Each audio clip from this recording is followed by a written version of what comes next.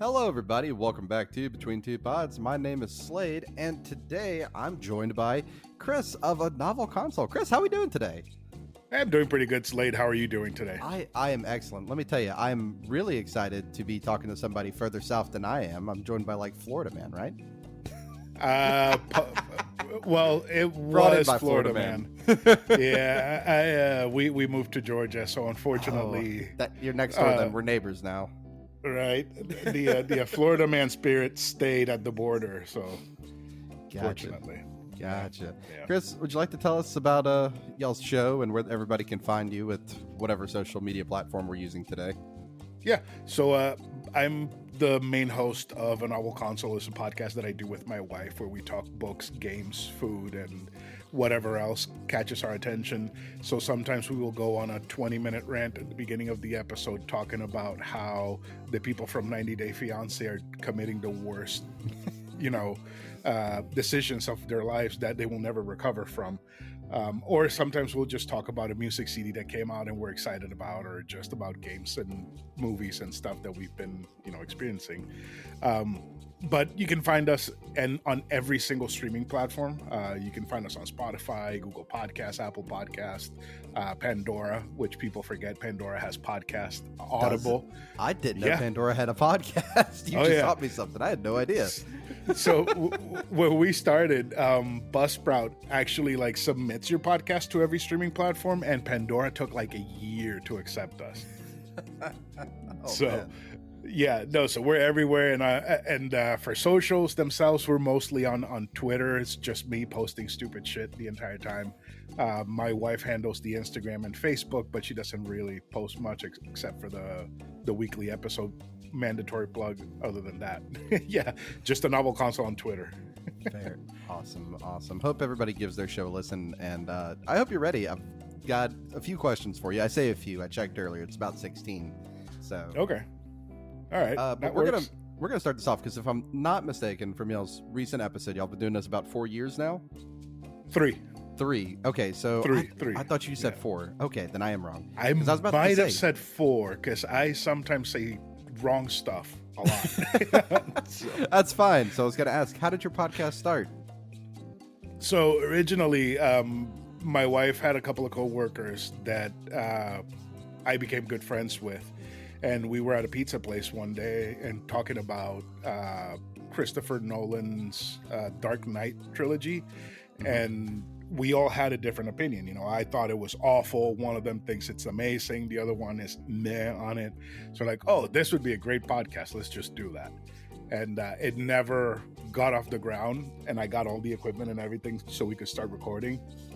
And my wife has a pretty sizable follower count on Instagram. Okay. I was like, why don't we record and market it towards your followers on Instagram? And she's like, okay, let's do it. And none of her followers listen to us. So so basically we decided for me to start telling her about the crazy shit that happens in games. And I wanted her to tell me about the crazy shit that happens in books. Because sometimes the stuff that happens in the books that she reads, it's way crazy and way above and over the top. Much more so than what video games can offer, you know? And I just like hearing about it because she gets so passionate about it. And I just think it's the funniest, craziest stuff in the world. And, it's entertaining for me. But that's part of the fun of books is that, your imagination will do better than, anything that some graphic designer can do. And it's just because your imagination can run wild and that little concept you come up with in your head. I don't know if you could ever really translate it as well. The limitations of what they can do can never make up for what your imagination can. Exactly, yeah. And sometimes she just puts such details onto what she's explaining. I'm like, how do people come up with this shit? And sometimes I don't know if it's what's on the book or if it's her just telling me what she thinks it is. But I just have a grand old time every time it's one of the episodes where she's telling me about a book and it's just that. Those are my favorite episodes. Oh, awesome. So one of the things, I guess we got there, but what made y'all choose podcasting of all things? I guess it was really just having that conversation and thinking, oh, this would be good. Just sit down with some microphones. Because Because, you know, some people go straight for the YouTube or straight to streaming, but why pick podcast? Right. So that's a good question.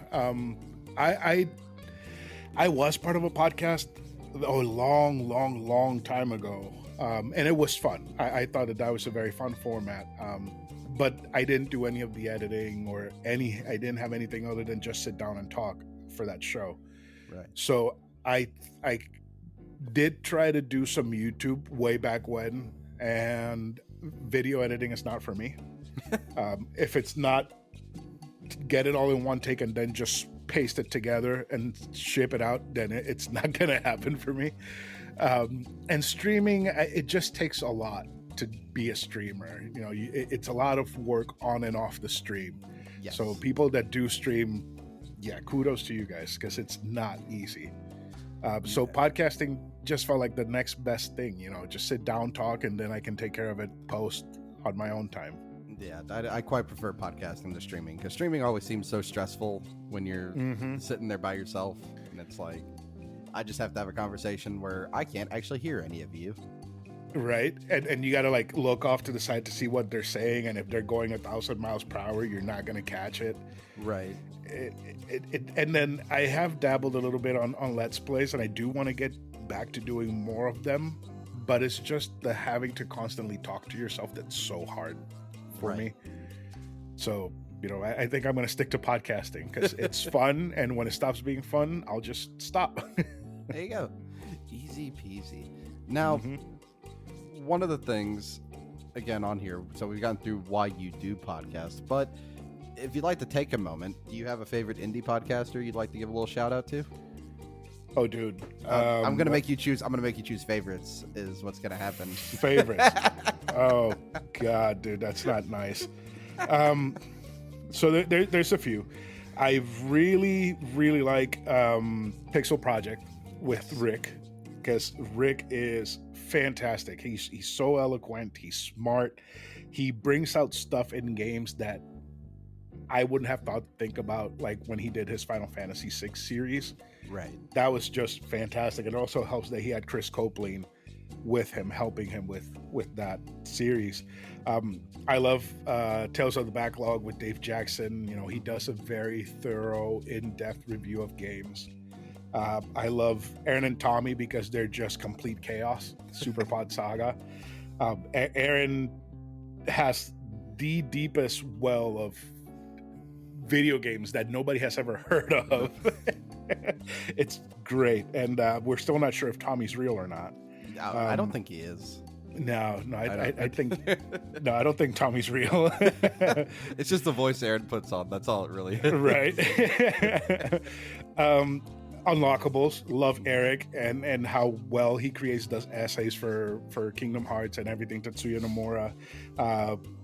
The main quest. Keith has the ability to make me nostalgic for games that I've never played. Right. I did not play Sega growing up, and somehow with his new Sega series, I am nostalgic for all these damn games. Pretty much anybody in the community. You know, you have Bill and Thrak with the 3DO podcast. Yes. Bill and his sister Alex with Gaming and Collecting. You know, we have such a large community of amazing people. Outside of that community, I really like Codex, Video Game History. Yeah. They cover mostly video game history, you know, companies, video games, series, all that stuff. And there's also one done by Wise Drums called Explicit Materia, where he brings in musicians and other people that do content creating, and he just interviews them, and it's just a great fun old time. Right. So yeah, it's a lot, man. It's a lot. So many good shows to listen to. That's fine. I always like to put a little pressure on people sometimes. Don't worry, I won't do that again. Maybe. We'll see. That's cool, man. We'll see.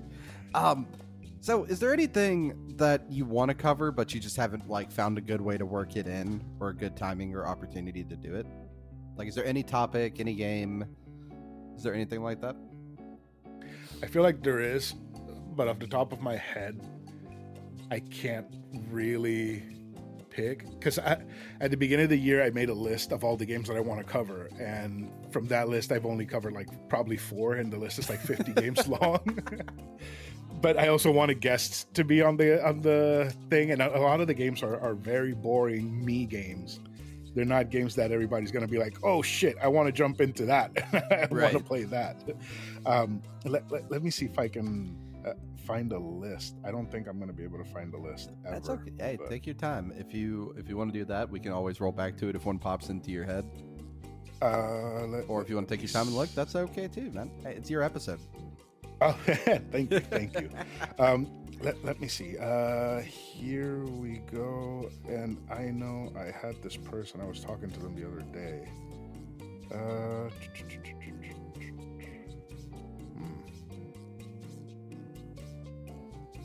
This one. Okay, yeah. So the list is like the Atelier Ryza games, Mega Man Zero Collection, Tales of the Abyss, Senran and Kagura, Stella Glow, Metroid Fusion, Metroid Zero Mission, Fire Emblem, Disgaea, Shantae, and people are like, we don't like any of those games. Like, cool. I guess I'll never play them. But no, right now what I'm big into, and I've only just managed to get one episode. I have a couple more scheduled out throughout the year. Is this series called Loading Memories that I'm doing, which basically I have a guest come on and we just talk about their memories from when they were kids playing video games and how video games helped shape them into who they are now. I had Eric Guest from Unlockables on it, and it was fantastic. It was such a fun episode. Right. To record, and listening back on it, I had a great time listening to it. I don't know about the listeners, but it's for me to have fun, not for anybody else. Going. If you don't mind me rolling off that, what's your first video game memory? Like what comes to mind? So I remember being around 3 years old and playing Sonic 2 at daycare. It's very specific. Yes. Very, very specific. Other than that, yeah. First of all, how awesome was your daycare that you got to play Sonic, right? So it was like this lady, right? This old lady, and her kids must have been teenagers, and one of them had like a Super Nintendo, Sega, pretty much every console that had come out up to that point. And sometimes we would just bring out the Sega and just plug it onto the TV and have all the kids play it. It's like 8 or 9 kids just taking turns, playing Sonic. It was either that or watching the Batman movie with the Joker and the Penguin in it. Right. And I was horrified of that movie, so I'd rather play Sonic. There you go. Very, very cool. Now, on this, what's your favorite thing about podcasting? Just honestly, as cheesy as it's going to be, just spending time with my wife, just talking to her and seeing what she's been reading lately and having her tell me the crazy shit that happens in books. Because we've been together for 6 years, and I don't think we've ever had a moment where we've had a rough patch where we don't talk or don't like each other or whatever. Right.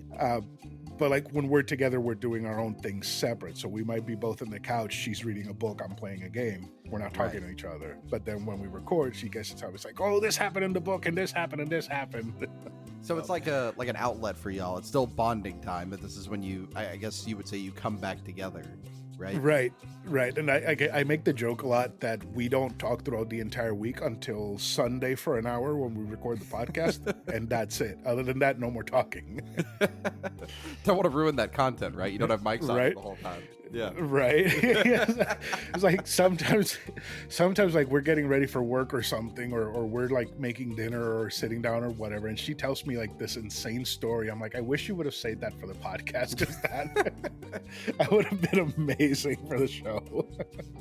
Would have been much better. Do you have any I don't actually have this listed, but it's a good question though for you. How do you balance the podcasting, like, how do I want to word this? Because this is off the cuff, but like your relationship, how do you balance it with not only content creation, but taking the time to, make sure you play a game if you're having a guest, or just being familiar with what you're going to talk about? So basically, I'm just going to walk you through like an afternoon in the Novel Console household. Okay. We both get from work. If I'm working from home, by the time she walks in, dinner's almost ready. So we eat together. We maybe watch an episode of Chopped or Frasier or whatever's on the TV.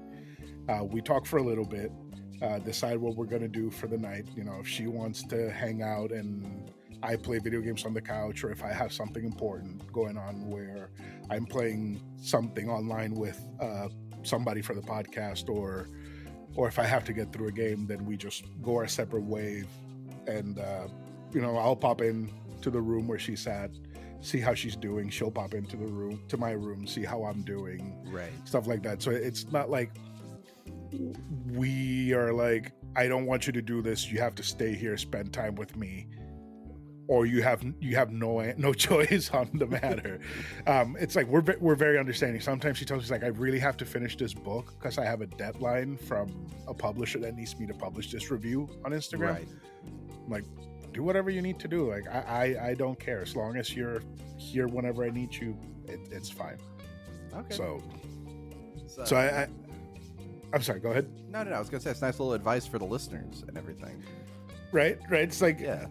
We do what we want to do, but we also give each other space. And like yesterday, she said, I just want to spend the entire day with you. I'm like, cool, let's spend the entire day together. So I didn't play anything. We just hung out all day and did absolutely nothing together. And it was amazing. Oh, that's fantastic. It's awesome to hear. On the flip side of this, now that I'm going to go back to my question sheet, not ask you something that popped into my head. What do you think the hardest part of podcasting is? Wow. Getting listeners. Getting listeners. Yeah. First time I've had that answer. Yeah. It was really hard at first when we started. Like, I started finding like a bunch of different communities to plug the show in, and it worked individually per episode. You know, we got like crazy listens per episode, but then I was doing a whole lot of work and it wasn't fun. I didn't like it at all. Right. So I was like, I am not going to do this. If people want to come and listen, then cool. If they want to email us, cool. If they want to be, like start a community, then cool. But if they don't, I don't need this. This is for me to have fun with my wife, right? Right. So right now we're at a point where we don't have a crazy ton of listeners, but the people that listen are loyal. Right. And somehow some of those people decided to support us on Patreon, which is amazing. We don't have to pay for the hosting site because our listeners pay enough so that we can use that to pay for the hosting. I mean, that's pretty much, if I were to say it, I made it in podcasting, because that's my goal, right? To have enough people to pay for the hosting so we can keep doing this. Exactly. That's how I felt about streaming. Like when you get the first check-in, the mail and everything, I was like, oh my God, I've made it. I got paid to play video games. That's awesome. And ever since then, I call myself a professional gamer, and I hold that over my friends whenever they tell me their dumb video game opinions. I would say, well, did you get paid to play video games? Not a professional then, are you? That's great. That's freaking great, dude. It's a great attitude and a good argument shut down. Right. That's awesome. So you managed to get an affiliate on Twitch? Yes. Nice. Yeah, so I did a Twitch affiliate for a while, but I was spending so much time between here and my actual day job, I just got very burnt out very quickly. Oh no, I can't imagine, dude. Yeah, and I've talked about before the way Twitch pays out. I don't know if the ruling has changed since I had it. So it used to be like if somebody bought a sub for $4.99 or whatever, so let's say $5, I got half, Twitch got half, and then you got like a certain percentage of the ads that ran. So it wasn't very much, but you got a percentage of it. And then the bits, you got I think it was also like a 50-50 split at the time. I see. Huh. So, hey, I mean, it's something. If it ends up being enough to get a brand new game, then, Yeah, oh, that's the other. They only pay you for every $100 that you earn. Oh, really? Yeah, so that, they won't send you one for like $5. It's every $100 that you've made in profit. So if you don't make $100 this month, you better hope you make it next month. Next month, yeah. Damn. Yeah, That's rough. No wonder streamers are like stressed out about it. Right? Yeah, right. I get it. I 100% get it. That's insane. So, Roland, while we're kind of, I guess, on the subject a bit, what do you think's wrong currently with AAA game development? Dude, the same thing that's wrong with everything else. People that want fucking money running shit. Like the Bobby Koticks of the world are what's wrong with AAA development. They want to run everything like if it was a business instead of, giving out a product that works like Larian Studios did with Baldur's Gate 3. Like there's all these other companies being salty about, oh, now people are going to expect for the games to be complete and working and everything. And you're like, yeah, that's what we want. Is that an unrealistic expectation? I mean, like, right? Like with Starfield, Microsoft was like, you're not releasing this game until it's done. And they're like, but we don't know how to do that. Well, it's like what somehow it works. Yeah, well, not Breath of the Wild, Tears of the Kingdom, it was done last year and they released it this year because they took a year to polish it. Fine. Right? Yeah, there's too many games coming out anyway. Why don't you take a polish year and get it to work? Right. And this year has been insane from start to, and it's going to keep going insane until late December. Absolutely. Like this week we have 2 games coming out. We have Disgaea 7 and Assassin's Creed. And last week we had what's it called? The Dragon Quest game and the Fate Remnant Samurai game. There's at least 2 games coming out every week. Right. And that doesn't even include like all the little indie pop-ups that show up on like itch.io and everything. I replayed something for a little nostalgia kick a while back, and I had my Xbox 360 here on my desk, and it was you ever heard of Turning Point: Fall of Liberty? Heard of it. So it's a shooter where it's the inverse, where like the Nazis invade America. Okay. Not a great game by any means, but I found it like in a flea market for $3, bought it, and I was like, oh, I remember this. Put it in my 360, and the game just launched, and I'm like, what do you mean? I just put a disc in and it plays? I don't have to download an update. There's no patch. What do you mean? What do you mean I'm ready to play? Yeah. See, and that's another thing. Like maybe have like the day one patch already in the disc so that there's no download for the day one patch. Right. Because you put in a game and you have to install like 68 gigabytes of data and then download a patch that's like 100 gigabytes more. Right. Well, that's why I'm so big into digital media, not buying games physically, because mainly they don't put the game on the disc anyhow. It's just like a little launch code or whatever. But you have to download the patches anyway. Why not just go ahead and install the whole thing and just be done with it? Right. Like I'm a huge Cyberpunk 2077 fan. I played that game last year because the patrons were like, we want you to have a horrible time here, Cyberpunk. And I loved the game.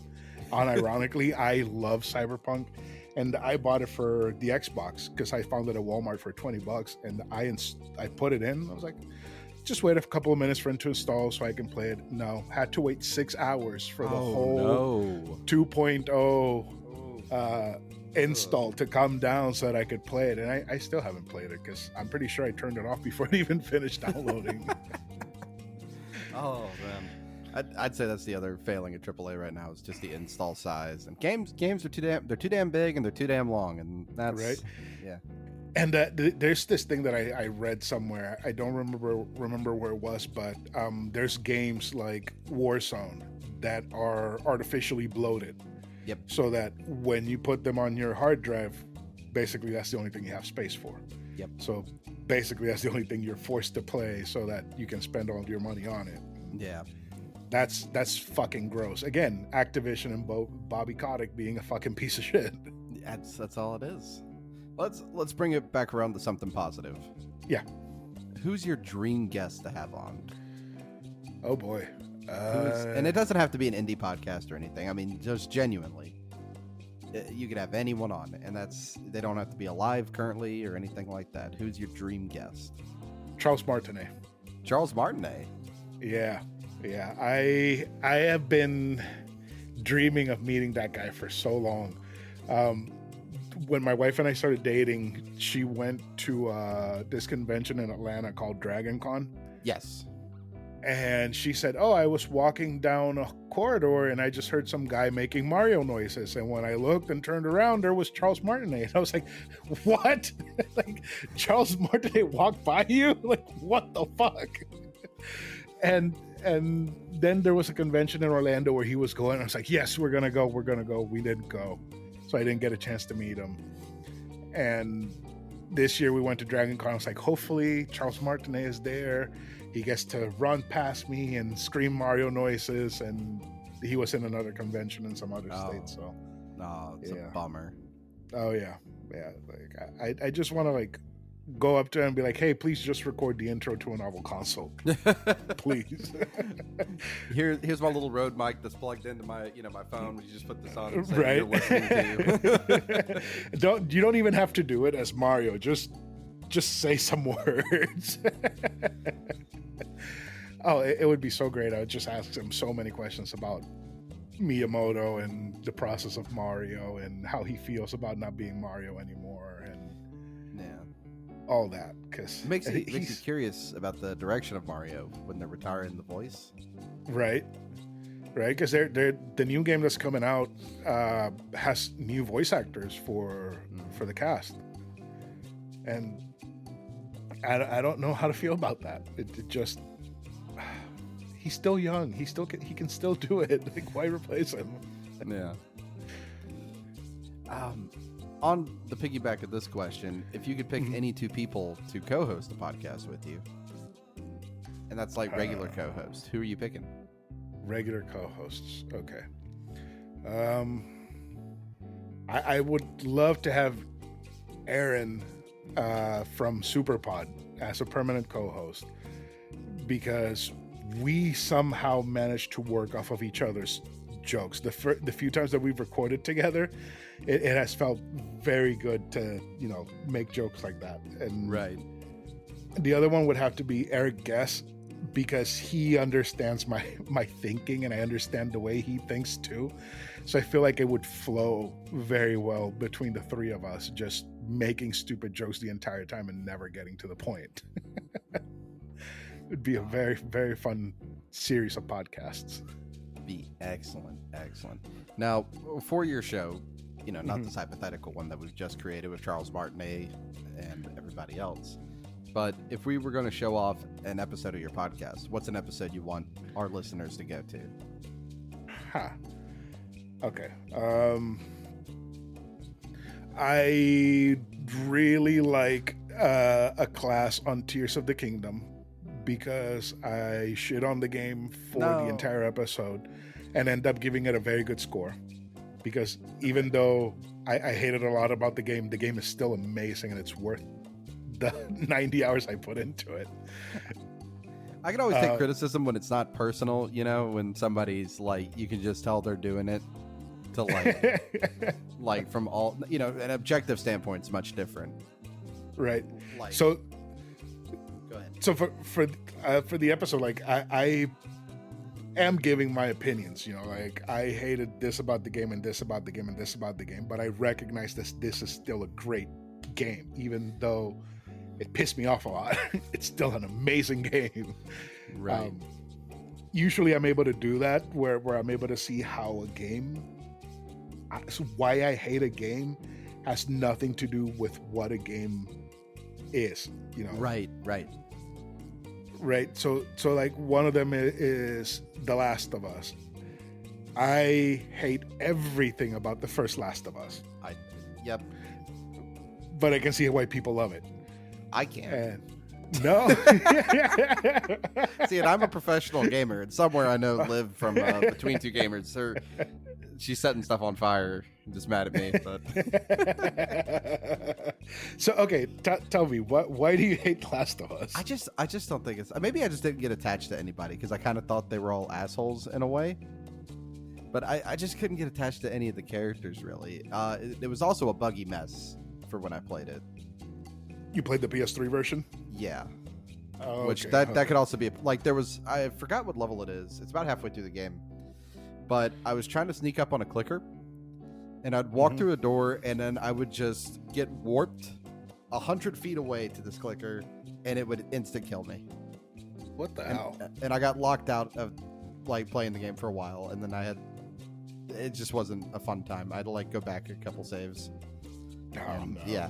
Yeah, So that was the other reason I have such a negative. I think the story's okay. Like it's not the best thing, in the world, but see, my thing about the story is that it's nothing that we haven't seen before. I think that's what it is, right? It's like it's fine, but that's it. It's fine. Right. Like we saw the story a year before with The Walking Dead, and it was done better. Right. And I find Ellie to be so unbearable. Yes. She feels like she's Juno from that Diablo Cody movie, Juno with Michael Cera. Yes. She's just awful, fucking awful. And then Joel is not great. Like he can't human either. Yeah. Like I said, I don't know. It's one of those things like potential's there. Like when you look at a David Cage game, like a Detroit Become Human. Like you can see the potential there, but if the writers were better at writing, it would have been really deep and interesting. Right. And now, contrary to that, I love the second Last of Us. I think the second one is amazing. But it's also because all of these characters get what they deserve, and the characters are better, and the story's a little bit more entertaining, and it plays a whole lot better. I can kind of get the whole like seeing it both sides part of that story, but at some point it's just like I don't want to call it torture porn, but it feels like it goes too far. You know what I mean? Do you get what I mean about that? Yeah. It goes a little too far. Right. Man, as I've been podcasting, I have met more and more people that don't like The Last of Us, and that it makes me feel validated. The other person that I met recently was Will from Friday Night Gamecast. Yes. Doesn't like it. Good. We gotta rise up against these Last of Us people. All right. Right. We gotta rise up against them. That is awesome. So going back to your question, that Zelda game episode, I think it's pretty good. I really, really liked an episode where my wife tells me about this book called A Psalm for the Broken. Let me look it up. Don't get that wrong now. You'll be in trouble. Right. So Tears of the Kingdom, A Psalm for the Wild Built. Okay. So it's a book about a person who's a tea monk. So it's a monk that goes through different cities making tea for people. And in those travels, they meet a robot. Right. And the story is about the monk and the robot becoming friends and understanding each other. And she goes into like the end of the book. She spoils the ending. And the ending was good for us because my wife managed to realize a couple of things afterwards, and I realized a couple of things, and it really resonated with our listeners what the ending was like, and it just turned into this whole discussion on our Discord, and I feel like that was one of the best episodes that we've put out. Let me see what number it is again. It is episode 148, A Class on a Psalm for the Wild Built. Awesome. So, yeah, that is a very, very good episode. Other than that, it's just us being stupid. Hey, that's fair enough. So we know what episode you'd like our listeners to go and check out. But to you, what is your best podcast moment? Like a moment that you look back on. That I look back on. So I look back on a lot. On one of our earlier episodes, I think it was like episode 44 or something, where we had Adam Blank from Remember the Game on the podcast. We just talked Zelda the entire episode, but I hadn't learned that you had to switch audio on Zoom. So you can hear me the entire time, and my wife, you can hear her very far away. So while it's a great episode, you can barely hear my wife, and that is one of my proudest moments. Let me see. It is episode 44, The Legend of Zelda discussion. That is awesome. That is awesome. It's so much fun. It kind of feels this is maybe a hard one for you to answer in a way, because it seems like y'all cover a lot of things, like your recent trip to Boston. Oh yeah. Which, by the way, I completely forgot Def Clock existed, and so thank you for that. I was driving to my girlfriend's house the other day, and I pulled up in the Jeep with that flaring, and she's just like, "What the fuck are you listening to?" Right? That's great. In case you didn't know, that the whole series and the first movie are all on HBO Max. Oh, really? So yeah. Okay. And awesome. The first movie is fantastic. It's a musical, but it's a death metal musical. It's incredible. It's the whole show is really good. Genius when you think about it. Oh yeah, it is. Yeah. But if you were going to podcast about something completely unrelated to what you do now, what would you want to talk about? So not video games, not books. What would you want to talk about? So I actually kind of started it, but it never went anywhere because we both kind of like just didn't do it. But there's a pilot episode for a podcast about the paranormal and UFOs and shit that I did with my buddy Danny Carenter from the Big DK Energy podcast. Okay. We talked about because we wanted to talk about like folklore, beings, the cryptids, UFOs, paranormal stuff, and all that. And the first episode was kind of like an introduction in our experiences with paranormal stuff. Right. And it was a very good episode, and we were like, yeah, let's do this weekly. And we're like, every week when are we recording? And we never go anywhere with it. So it's the podcast in our hearts, then, is what that is. Oh yeah. Like the thing is, like, we've done a bunch of research. Like, we have like documents already made for episodes, good to go. We just have to sit down and record it, and we just haven't. It's really funny, actually. Oh yeah, that's awful. So as we keep going on this, and obviously, I mean, I can see a stack of games in the background, which no one else can.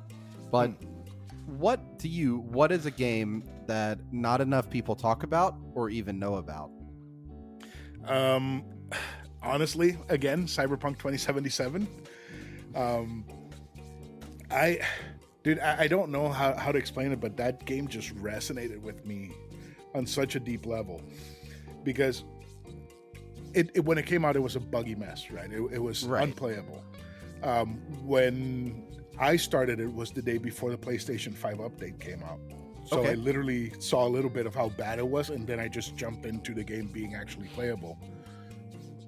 And the stories and like how people are in Night City and how corporations have taken over the whole planet basically and made it a wasteland, except for like this small little havens filled with corruption and evil and death and all that shit. And then your character dealing with the fact that they are going to die at the end of the game. Right.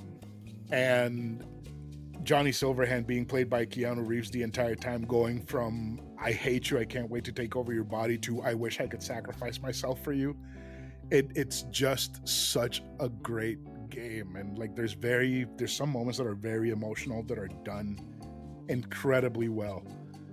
It's such an amazing game, and I always say that it's the best open world game of all time, and people usually are like, are you fucking with me?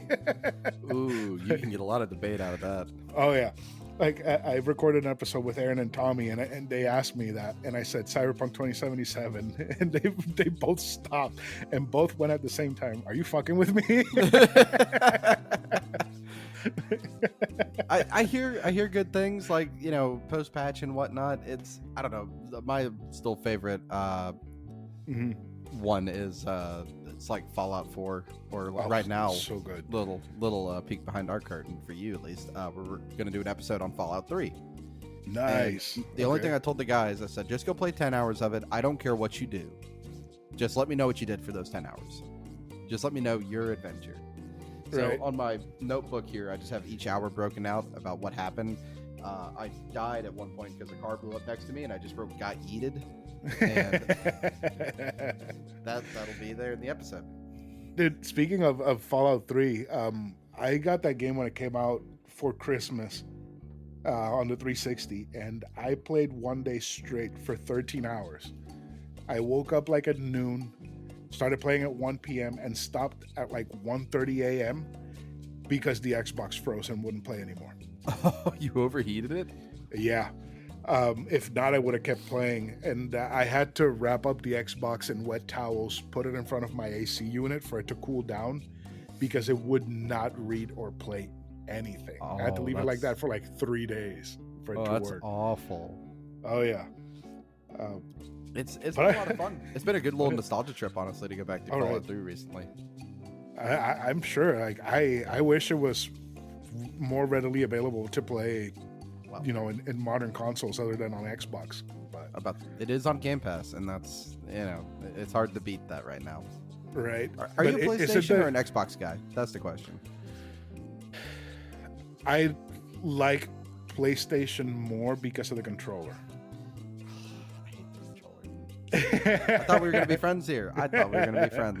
Okay. So this might make you feel better. Okay, I like the PlayStation D-pad layout better. Okay. It works well for me for fighting games and for 2D games. Right. I like using the D-pad, but for shooters, I like the Xbox controller layout better. I think it's fine. I here on my desk right now is, and I swap back and forth between my Series S and my PS5 here. And here's the thing I hate about the PS5 controller. Mm-hmm. The battery life is the first one. If I was sitting on the couch and I had to have a 20-foot, USB-C extension cable, that would drive me nuts because it dies in 2 minutes. I'm exaggerating, obviously, but it does die real quick. Yeah. The touchpad, get rid of it. I don't want it. It's unnecessary. Put a battery there. You know what I mean? Right. Yeah. Just fill the void with battery. I don't know what game ingrained this into my head. Maybe you can help me out here. But so what I would consider the options button is now the share button. So whenever I want to go look at a map, and we're also reviewing Red Dead Redemption 2 this year, and I want to look at the map, in default, somewhere in my brain says that's the options button. So I click it, but no, it's the share button. I'm like, no, I don't want to take I don't want to take a screenshot. I would like to look at the map, please. Right. I don't know what game ingrained that into me, but some game did. Oh, I know. I You? probably know. Symphony of the Night probably did that to you. Oh yes, that could be. There's so many games where it's the perfect button to be a map button. Right. And like I get angry when it's not. Like you press the select button or the options button or whatever it's called, and it doesn't bring up a map. Like, where the fuck is the map button? Yeah, I don't care. I don't want to take a screenshot right now. I'm being shot in the head. I would like to know where to run off to, please. Right. But no, I get that. I think that sensor bar is the stupidest thing they could have added to it. Like the games that use it are, it feels like a gimmick and not like a necessity. Right. It can go away. The motion 6-axis shit, that can go away too. I don't care for that. No, because like if I'm playing this thing, if I'm sitting here in my office chair, I'm sat up and I'm paying attention. But if I'm on the couch in my living room, I could be sitting upside down for all you know. And then I got to figure out which way was up with the controller, and I have to get off of whatever slump I've fallen into. Right. And the at least I like the haptic trigger feedback and the 3D vibration. I really like that. Like in Demon Souls on the PS5. Like I haven't played it yet. So that was the first time I really noticed that a enemy threw a firebomb past my head, and I felt it vibrate from one side of the controller to another. And I was like, that's really awesome. And then he killed me. I got distracted by this really cool feature. That is awesome. And Final Fantasy 16, I really like how it felt, with the movements and the fights and everything. Like you could feel everything that you did. That felt great. But there's just so many things, like so many small things that are unnecessary that you could just get rid of. And you could. And it'd be a great controller. Battery life, we got to work on this. Right. I was playing Resident Evil 4 Remake, the DLC for Ada, and it had like that little slit that it has between the controller and the sensor bar Yes. lit up green. And my wife was like, "Why is your controller green?" I'm like, "What are you talking about?" And I look like, "Oh, it is green." I mean, it's cool if it's wanting to show your health or whatever, like when you get hit, I guess. But don't distract me from the TV, because that's how you break immersion. And games are, if nothing, but supposed to be immersive, right? Right. And like, I don't know. I mean, I get that it serves a purpose, but I'm not looking at my controller when I play. Right. My controller is out of sight the entire time when I'm playing. Exactly. Like, be it over my head or below between my legs or somewhere, it's not in my line of sight ever. Well, I have 2 more questions for you. All right. To you, what is one album you can listen to forward and back without skipping a single song? Okay, so this is going to be weird. Now remember, you can't hit the skip button for anything. So if they have like a little, yep. if they have like a little interlude track that's 30 seconds and you skip over it, that whole album's disqualified. Right. So there's definitely one. POD's Payable on Death album. It is from 2003. It followed up Satellite. I think Satellite is a pretty good album, but this one, it just every single song vibe with me. And like, thing is, it's POD's a Christian rock band. Right. I'm not a Christian, but somehow this album is just great because it does. It's California rock. It kind of goes into like, cholo culture a little bit. It has like Native American stuff in it, and Jamaican reggae songs. And I hate reggae, and somehow the reggae songs in this are good. The entire album from start to finish is fantastic to me. And other than that, Death Album 3 is also another one that I do not skip any song on. Oh, it's awesome. That is awesome. And are you ready for the last one? Yes. What's 3 things you're taking with you to a deserted island? Oh boy. Steam Deck. Steam Deck. Love the Steam Deck. The Nintendo Switch. And portable power generator so that I can keep charging the consoles. No, it's a magic outlet. It'll charge everything. It's a magic outlet. Okay. Yeah. The PS5. Yeah. PS5. Okay. The PS5, because I have about almost 600 games on the PlayStation. Woo. So, and most of them are digital. So I have a 7 terabyte SD. Yeah, about to say we'll give you a magic hard drive as well that has all your games on it, right? So like I have way more games to play than I would if I took the Xbox, even with Game Pass. So, and that would be the perfect opportunity to play all those games, because I don't think I'll ever be able to play all of them. And no, you won't. That's that's what it's part of what made me buy a Series S. Mm-hmm. Is Game Pass. I literally just refer to it as my Game Pass machine. Right. I'm not here to buy. I'm not here to actually buy anything. It's just. I bought a Series S originally, and I had it just for that. But then I started seeing like all these other games, and I was like, I really want to play this, but I can only play it physical. So I had to buy a Series X. Yeah. Well, I hate to tell you, we're out of questions. Oh, man. Now, here's the fun part of Between Two Pods, where it gets flipped. Do you have anything you'd like to ask me? Yes, actually. So, what is your favorite game of all time? It kind of flips around. I always go back to Half-Life 2. Okay. It's an old... have you played Half-Life before? So, I played Half-Life 2. I think I got past Ravenholm. I got to the part where you're on the water boat. Yes. And I got really, really motion sick, and I couldn't play it anymore. Man. So... Half-Life 2, and then I always kind of categorize things by like, PC, console, that kind of thing. Like, if you ask me favorite console game, you pick a Legend of Zelda game, I'm happy to go play it, except for Skyward Sword. That's the only one we push away into a corner.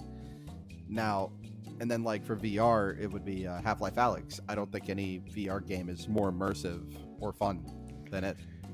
I heard an episode from Get Played where Heather talked about Half-Life Alyx, and she said, I just spent an hour just with a marker drawing on a dry erase board because you can do that. Yeah, so it came out like right when the pandemic started. Mm-hmm. So I partially believe Valve did it. That's a joke, by the way. You know, make people stay at home and play Half-Life Alyx. But yeah, you could literally just take a marker, and they had a whiteboard, and I saw a thing about back then, like college professors teaching their class, and they were doing math and everything on the whiteboard and just streaming math, which is too big of a flex on your students, first of all. But that is awesome, though. But it made like, so you know, one of the most mundane things in a video game is like looking through boxes, right? Right. But it made it fun because you would take the VR controller that they came out with. It like lets you use all your fingers. So when you're over there, like the Steam Index. Yeah. Okay. But when you're over there ripping through boxes with, you know, by your hands and, you know, looking for stuff like that, it's so much fun. When you're actually like reloading like you would reload a pistol, that's fun. When you're over there flicking the shotgun to eject the shells, that's fun. Man, sometimes I think I should buy a VR headset, and sometimes I'm like, I would throw up everywhere, but it would be worth it. It's so much fun. It's so immersive, and there's one level in Half-Life Alyx called Jeff. Simple title, but it takes a very Resident Evil-y approach. So it's an enemy that's monstrously huge, and you can't hurt him in any way. The thing is, though, is that he's blind, so he can only hear. Okay. And you're having to sneak around past him in a old vodka factory, like a vodka bottling like factory. So there's glass bottles everywhere. You know, if you move over too much, you're gonna bump it and knock over a shelf or whatever. And to distract him, you literally grab a bottle and throw it. That is awesome. And the thing is, though, is that it picks up. There's a microphone built into the headset. So it's also listening to you. So if you freak out, he's just going to come barreling towards you. That is awesome. It's really cool. It's really, really cool. See, I've always felt left out because I've never been able to get into the Half-Life series. And one, it's because I don't have where to play it. And two, because the second one made me really motion sick. But I managed to get the first one running on Steam Deck, and I think I might, you know, go through it because they had the Steam Essentials pack that's like $150. They brought it down to like $4. So yeah, I tell people, if you've never played like all of Valve's back catalog, that's the best way to get it. But I would tell you to play instead of the first Half-Life game. If you play Black Mesa, which is the remake of it, I think it's included in that pack. Don't quote me on that, but some people like completely remade it from the ground up with like, you know, modern graphics and sensibilities kind of thing, and it's just so much better. And it's a 1-for-1 remake. Like, you won't be missing out on anything. Okay, I think I'm gonna look once we're done here and see if I can get that installed, because that's like a massive blind spot. Like, I know more or less some of the stuff that happens because, you know, it's memes, gamers, yeah, right. The other one that I kind of have a huge blind spot on is Left 4 Dead, but that's more of a multiplayer co-op. Yeah, so you can play it solo. You know, it's obviously more fun with friends when it's 4 of you trying to survive. The really interesting thing, Valve, when they make games, they always have some kind of neat technology they're pushing forward. So not Half-Life, but Left 4 Dead has what's called the AI director. So if y'all are doing too good and it seems like it's too easy, it'll like up the amount of zombies or like up the amount of special infected to try to make it harder on you. If y'all are doing really bad, it'll tone down the difficulty. It's a very neat thing running in the background. I had heard about that, read about it when the second one was coming out, and I thought that it was like a person was playing as the director. Oh, no. It's just a program they wrote. It's like, how horrible would that be? Have somebody just sending nonstop zombies at you? You get your one friend who's an asshole, like, in that role. Like, you ate the last Hot Pocket. Get fucked. um, yeah, no, I have some other questions. Like, see, I don't want to ask you too many questions because I want to invite you to be on the a loading memories episode. Okay. Because like I said, like I love doing it with Eric, and I kind of did the same thing with Rick when we recorded an episode on To the Moon. We just ended up talking about video games for an hour 20, and we talked about To the Moon for 20 minutes. so yeah. Sounds like I was about to say, it sounds like a regular episode of the Game Club podcast where it's like an hour long, but somewhere in there is a game review, somewhere in the middle of it. So yeah. But yeah, no. This has been great. It's been very fun. I never thought that I would get interviewed or nominated to be interviewed. This was a lot of fun. It's fun. I think it was Rick that said you need to get him on, because every time I'm like, hey, if you think of somebody, just let me know and I'll reach out to him on Twitter or Discord or wherever I can figure out how to bother them enough to get them to come on. Oh yeah, no, definitely. Last week was rough. We were still recovering from Boston, but this week we're good to go. Good. And I hope y'all have fun recording, but I guess if we're wrapping up, would you like to tell everybody one more time where they can find you and about your podcast? Yes, so you can find us on every single streaming platform under A Novel Console. That's A Novel Console.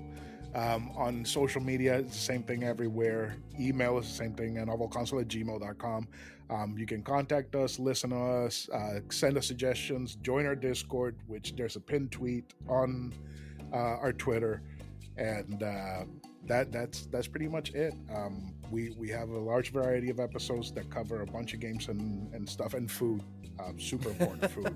I'm about to say half the Boston conversation being about places to eat. Just I want to go to Boston anyway at some point, but I was like, man, they're selling me on it. Chicken cutlet sandwich. I'm. Oh yeah. There. Oh yeah, like I've been dreaming about those chicken cutlet sandwiches ever since we left. I found some breadcrumbs and chicken and eggs and stuff to make cutlets here, and I told my wife, like, I'm gonna make some cutlets. She's like, no, you're not. We're on a diet. So, she's ruining the fun. Yeah, won't let me fry chicken at home.